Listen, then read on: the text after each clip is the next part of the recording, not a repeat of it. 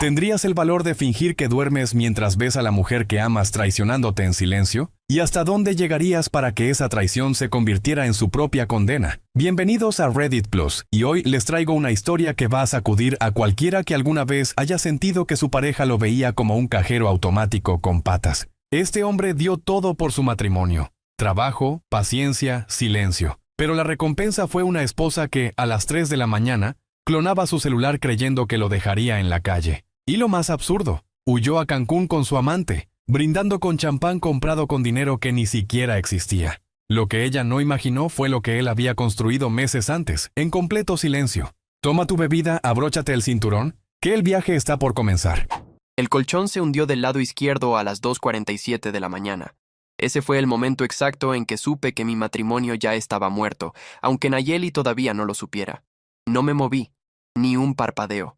Aprendí a fingir que duermo desde los 19 años, cuando manejaba camionetas de carga pesada en la ruta de Monterrey a Reynosa y tenía que descansar en gasolineras llenas de gente a la que no le podías dar la espalda.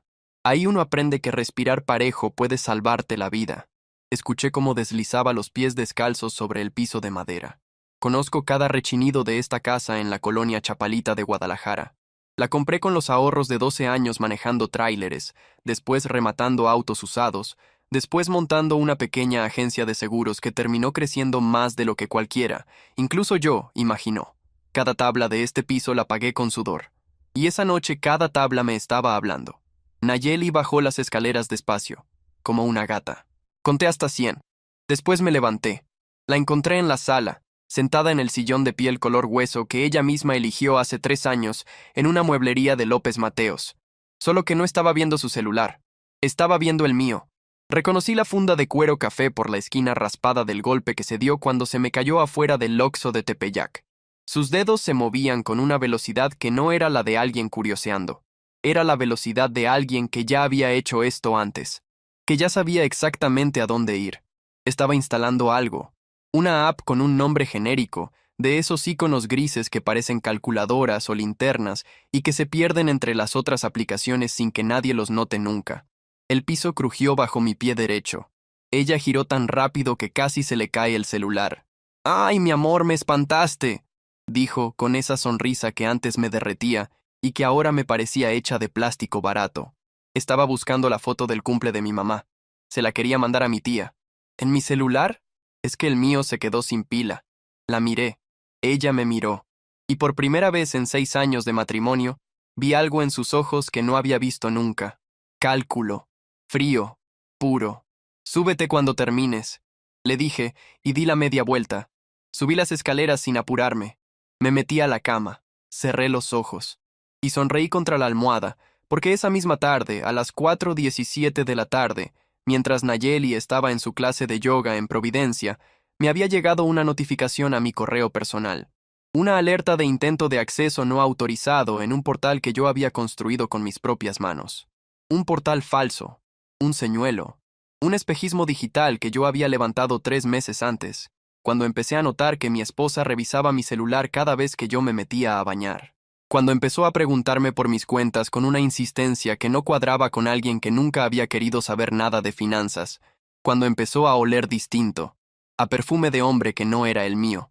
Meses atrás, cuando las sospechas empezaron a roerme por dentro, no hice lo que haría cualquier otro. No la confronté. No contraté detective. No revisé su celular mientras ella dormía. Hice algo que aprendí de un amigo que trabajaba en ciberseguridad en la Ciudad de México. Construí una trampa. Tengo que admitir algo. Hubo noches enteras en que dudé de mí mismo. Noches en que me levantaba al baño y me veía al espejo preguntándome si no estaba exagerando. Si no era yo el enfermo, el paranoico, el marido tóxico que espía a su mujer porque no sabe quererla. Esas noches eran las peores. Porque yo había amado a Nayeli con todo lo que tenía adentro. La conocí en una boda en Tlaquepaque hace 9 años, cuando ella tenía 24 y todavía soñaba con abrir su propia consultoría financiera. Me enamoré de su risa, de cómo discutía de política con mi tío sin dejarse intimidar, de cómo bailaba cumbia sin pena ninguna. Le hice la pedida con un anillo modesto, porque no me alcanzaba para más, y ella lloró y me dijo que no le importaba el tamaño de la piedra, que lo importante era la mano que la ponía. Y ahora ese recuerdo era lo que más dolía, porque yo no sabía en qué momento exacto aquella mujer se había convertido en esta otra. No sabía si había pasado de a poco, como una fuga lenta de gas, o si yo había estado ciego desde el principio. Había noches en que me convencía de que todavía podía salvarla, de que si le hablaba, si le daba más atención, si le regalaba un viaje a Oaxaca como los de antes, quizá volvería a la Nayeli que se reía conmigo debajo de la lluvia en Chapala. Y había otras noches en que entendía, con una claridad amarga, que esa Nayeli tal vez nunca había existido del todo. Tal vez yo me había casado con un personaje que ella representaba porque todavía no tenía suficiente confianza para mostrar quién era en realidad. Esa duda, ese vaivén entre la esperanza y la sospecha, es lo que más me consumía, más que la posible infidelidad, más que el dinero.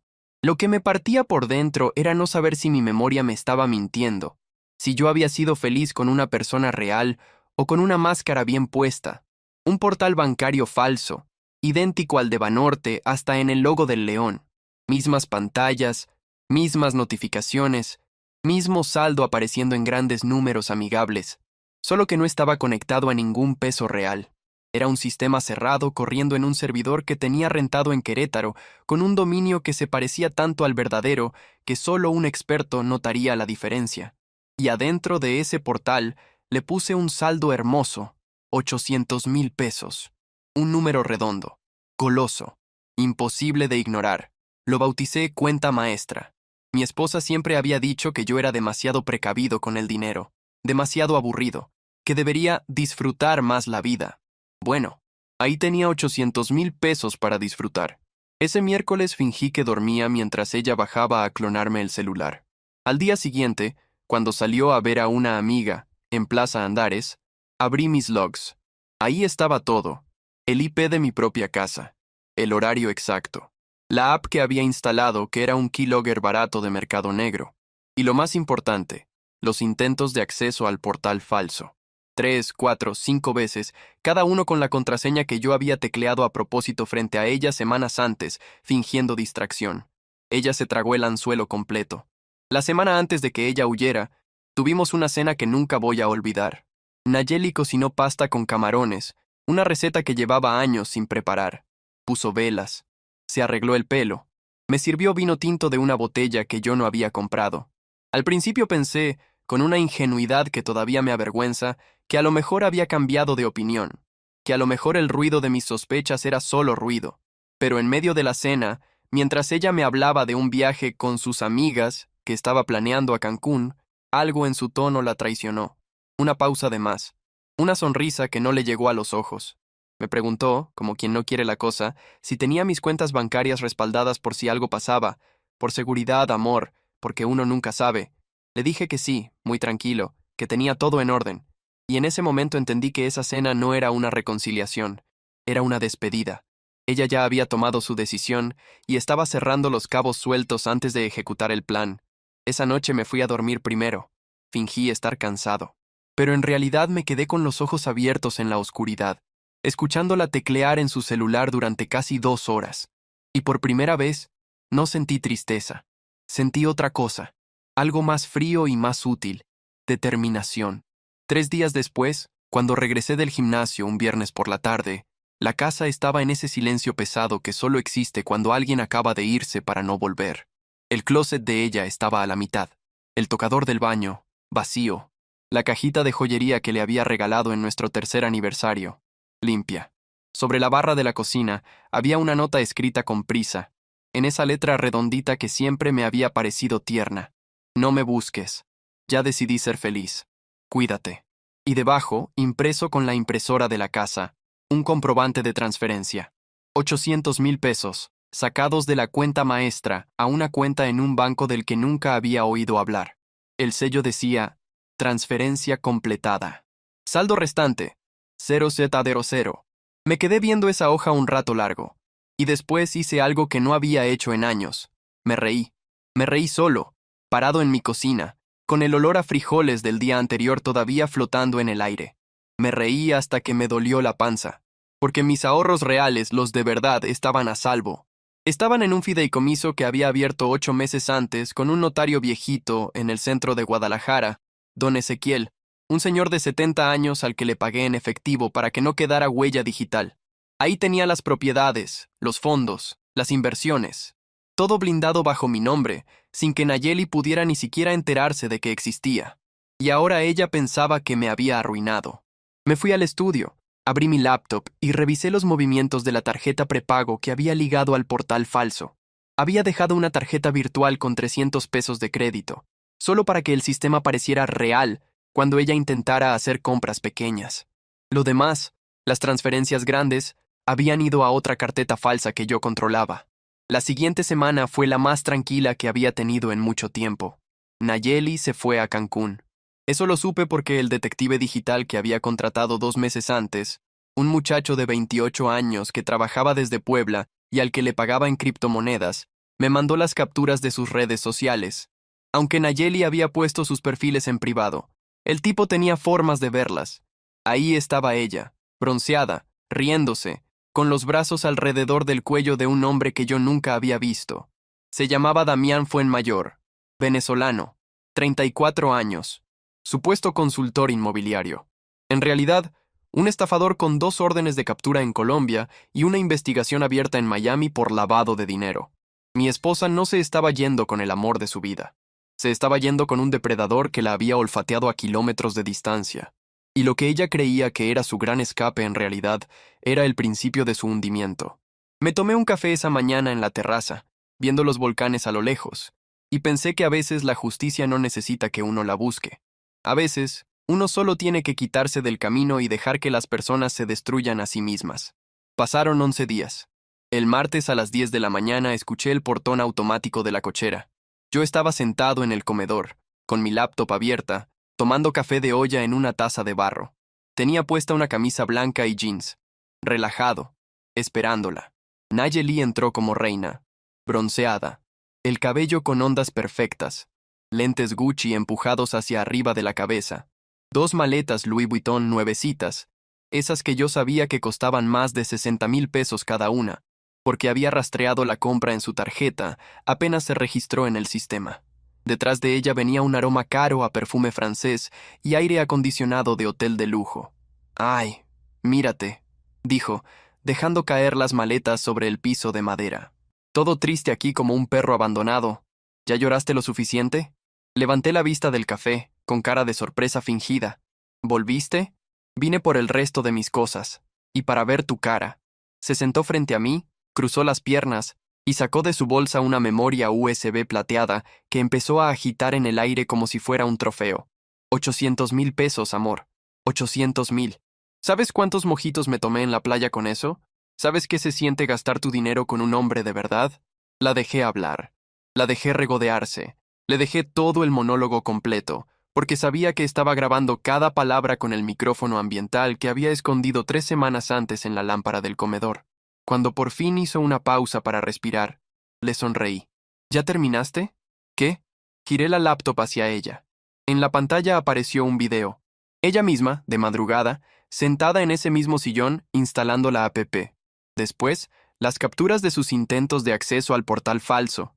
Después, fotos suyas y de Damián en el Hotel LeBlanc de Cancún, con marca de agua y metadata. Después, otra pantalla. Un documento con sello oficial. Denuncia por fraude premeditado y asociación delictuosa. Expediente 2847 GDL. Firmado por un despacho de abogados penalistas con oficinas en Polanco. Su sonrisa se rompió como un vidrio. «¿Qué es esto?», susurró. «El final de tu fantasía. Estás blefeando. No tienes nada». Levanté las cejas. «¿Esa USB que traes?» La cloné anoche mientras dormías en el sillón del aeropuerto esperando tu Uber. Un amigo la interceptó con un aparato que ni siquiera necesita contacto físico. Está llena de pruebas, Nayeli. Metadata, geolocalización, conversaciones con Damián donde los dos planearon esto desde hace 4 meses. Hasta tengo los audios donde él te dice, textualmente, que tu esposo es un pendejo con suerte y que va a ser pan comido. El color se le escurrió de la cara como agua en un lavabo. Espera, ¿cómo? ¿Y la app que instalaste en mi celular a las 3 de la mañana, esa que creías que era invisible, sabes qué hacía además de leer mis cuentas? Mandaba una copia de cada pulsación tuya directo a mi servidor. Cada mensaje con Damián, cada foto, cada selfie de ustedes dos, cada transferencia, todo. Ella abrió la boca. La cerró, la volvió a abrir. Y lo mejor, continué, tomando otro trago de café, es que todavía no he presentado la denuncia formal. Eso depende de ti. ¿De mí? Su voz temblaba. ¿Qué quieres? Me incliné hacia adelante. Quiero que mires bien tu obra. Quiero que entiendas que el hombre aburrido con el que te casaste te estuvo viendo caer durante meses y nunca, ni una sola vez, sintió pena por ti. Quiero que lleves esa imagen contigo el resto de tu vida. En ese momento sonó el timbre de la casa. Nayeli pegó un brinco. Yo no. Me levanté con toda la calma del mundo, caminé hasta la puerta y la abrí. Del otro lado había dos hombres. Uno traía saco azul marino, corbata gris y una credencial colgando del cuello. Fiscalía especializada en delitos financieros del estado de Jalisco. Comandante Heriberto Solís. El otro era más joven, con una tablet en la mano y cara de pocos amigos. Buenas tardes, dijo Solís. ¿Podemos pasar? Tenemos algunas preguntas para la señora Nayeli Ocampo sobre sus vacaciones en Cancún y sobre un tal Damián Fuenmayor. Nayeli se levantó de la silla con las piernas temblando. ¿Tú los llamaste?, me dijo con la voz quebrada. No, le contesté con honestidad. Ellos llegaron solos. Resulta que Damián llevaba meses siendo investigado por la Fiscalía General de la República. Lavado de dinero, fraude internacional, trata. Cuando te usó para mover mis 800,000 pesos, activó alarmas en 4 países. Tú te llevaste a Cancún a un hombre que ya tenía cola de ratas atrás. Pero yo no sabía. Ese va a ser tu problema ahora, mi amor. Convencer a un juez de que una mujer adulta, licenciada en administración, con maestría en finanzas del ITESO, no sabía que estaba participando en un fraude cuando clonó el celular de su esposo, instaló software espía y transfirió dinero a cuentas en el Caribe. El comandante Solís se acercó con calma. Señora Ocampo, necesitamos que nos acompañe. No está detenida, pero sí tiene que rendir declaración. Le sugiero que llame a un abogado en cuanto lleguemos. Nayeli me volteó a ver con ojos de animal atrapado. Dime que esto es un juego. Dime que todavía me amas. Por favor. La miré. De verdad la miré. Y me di cuenta de que ya no había nada adentro de mí que pudiera responderle a esa pregunta. Ni odio, ni amor, ni siquiera rencor. Solo un cansancio limpio, como después de una jornada larga de trabajo bien hecho. Nayeli, le dije, el dinero que creíste que te robaste nunca existió. Esa cuenta era una maqueta. Le construí cada pantalla a mano durante 3 meses. Tú robaste 0 pesos. 0. Y aún así conseguiste destruir tu vida. Eso no lo hice yo. Eso lo hiciste tú sola. Se la llevaron a las 11:30 de la mañana. 1 hora después, subí un video al canal privado de YouTube que había preparado. Era un compilado. Las cámaras de seguridad de mi casa, las capturas del portal falso, las fotos de Nayeli con Damián en el hotel, y el audio donde él se burlaba de ella llamándola la gallina de los huevos de oro. Ese video lo mandé por correo electrónico a 3 lugares específicos. Al despacho contable donde Nayeli trabajaba como gerente financiera en Zapopan, a sus padres que vivían en Aguascalientes y que alguna vez me dijeron que yo debería dar gracias de que mi hija se fijara en alguien como tú, y a su grupo de amigas del club de tenis. En menos de 6 horas, el mundo entero de Nayeli se vino abajo. El despacho la despidió esa misma tarde sin liquidación, alegando falta grave comprobada. Sus amigas del club la bloquearon una por una. Sus padres no tomaron una sola de sus llamadas. Su Instagram desapareció antes del anochecer. Esa misma noche recibí una llamada de un número desconocido. Contesté. «Me destruiste», dijo con la voz rota. «No», contesté, mientras servía un mezcal en un vasito de barro. «Tú te destruiste. Yo solamente me aseguré de que el espejo estuviera limpio para que te vieras bien. Te voy a hacer pagar esto. Ya pagaste tú, Nayeli. Con intereses». Colgué. 1 año después, estoy en una casita pequeña en San Cristóbal de las Casas, Chiapas. Vendí la casa de Guadalajara, vendí la agencia de seguros y me vine a vivir cerca de las montañas, a un paso del bosque. Abrí un pequeño despacho de consultoría en protección patrimonial para gente que, como yo, sospecha que alguien cercano está planeando hacerles daño financiero. No cobro mucho. A veces no cobro nada. Le puse guardián y trabaja puro de boca en boca. Las mañanas aquí son distintas. Me levanto a las 6, cuando todavía hay neblina entre los pinos, y camino hasta el mercadito de la esquina donde una señora de Chamula me vende tamales de chipilín envueltos en hoja de plátano. Me los como en una banquita de piedra viendo pasar a los niños rumbo a la escuela. Al principio me sentía culpable por estar en paz. Sentía que no me la merecía, que había algo obsceno en disfrutar un tamal cuando mi esposa estaba del otro lado del país hundida en deudas y vergüenza. Pero con el tiempo entendí que la paz no se le quita a nadie cuando uno la recibe. La paz no es un pastel que se reparte. Es más bien una casa que uno construye despacio, ladrillo por ladrillo, usando los escombros de lo que otros te tiraron encima. He recibido a varias personas en mi despacho este año. Señoras mayores que sospechan de yernos interesados. Empresarios jóvenes que ven banderas rojas en sus socios. Hasta un señor de Villahermosa que descubrió que su hermano le estaba vaciando la empresa familiar. A cada uno le digo lo mismo. La trampa no se tiende con odio, se tiende con paciencia. Y la paciencia, a diferencia del odio, no envenena al que la lleva dentro. Damián fue extraditado a Colombia. Le dieron 12 años. Nayeli firmó un acuerdo con la fiscalía, evitó la cárcel, pero quedó con antecedentes y con una deuda de restitución tan grande que tuvo que vender hasta el coche. La última vez que supe de ella, estaba trabajando como recepcionista en un spa chiquito en Tonalá, viviendo con una tía que la aceptó a regañadientes. Nunca contesté su último mensaje. Solo decía, ¿extrañas lo que teníamos? No lo abrí, no lo necesité. Lo que teníamos nunca fue real. Lo descubrí a las 2:47 de la mañana, una noche en la que ella se deslizó de la cama creyendo que yo dormía. Y resulta que esa noche, el que estaba bien despierto era yo. Lo que esta historia nos enseña es que la codicia ciega incluso a quienes se creen más listos que todos. Nayeli no cayó por amor, cayó por ambición. Confundió la paciencia de su esposo con debilidad y el silencio con distracción. El verdadero peligro nunca fue el amante que la manipuló, sino la arrogancia de creerse intocable dentro de su propio matrimonio. Subestimar a una pareja tranquila siempre sale caro. La lección aquí es clara. Cuando algo en su relación empiece a oler raro, no exploten, observen. Protejan su patrimonio antes de confrontar. Nunca guarden todas sus cuentas en un solo lugar, ni confíen ciegamente en que el amor los blinda del robo. La documentación silenciosa siempre vence al drama ruidoso. Un fideicomiso bien armado vale más que 1000 discusiones. ¿Qué habrían hecho ustedes en el lugar de este hombre? ¿Habrían confrontado a Nayeli desde la primera sospecha? ¿O también habrían construido la trampa perfecta para dejar que ella misma se cavara la tumba? ¿Es venganza o es justicia cuando la otra persona decide ser su propio verdugo? Déjenme sus opiniones en los comentarios, porque este caso divide aguas. Los estaré leyendo y dando corazón a cada respuesta.